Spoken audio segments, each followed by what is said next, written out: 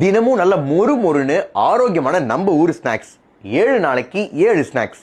Number 1, உப்பு கடலை. இது ஒரு லோ கிளைசிமிக் இண்டெக்ஸ் ஸ்நாக்ஸ். புரோட்டீனும் ஃபைபரும் ஜாஸ்தியா இருக்கு. கொண்டக்கடலையை தோலோட வறுக்கிறதுனால ஆன்டி நியூட்ரியன் ஃபேக்டர்ஸ் குறையுது, ஆன்டி ஆக்சிடன்ஸ் அதிகமா இருக்கு. நம்பர் 2, வறுத்த பட்டாணி. வறுத்த பட்டாணியில புரோட்டீன் அதிகமா இருக்கிறதுனால ரொம்ப நேரம் பசி எடுக்காம பாத்துக்கும். ஃபோலிக் ஆசிட், கெரட்டினாய்ட்ஸ் ரெண்டுமே அதிகமா இருக்கு. நம்பர் 3, வறுத்த கடலை. வறுத்த கடலை அப்படிங்கிறது ஹை கேலரி ஸ்நாக்ஸ்னால வளரும் குழந்தைங்களுக்கு ரொம்ப நல்லது.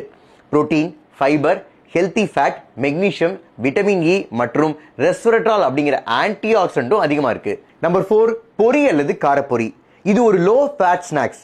ஒரு கப்பு பொரி சாப்பிட்றது மூலமாக 50 இருந்து 60 கேலரிஸ் தான் கிடைக்கும். அதனால உடல் எடையை பராமரிக்க உதவும். நம்பர் 5, வறுத்த சோளம். லூட்டின், ஜியாசாந்தின் போன்ற காம்பவுண்ட்ஸ் அதிகமா இருக்கிறதுனால கண் மற்றும் தோல் ஆரோக்கியத்திற்கு ரொம்ப நல்லது.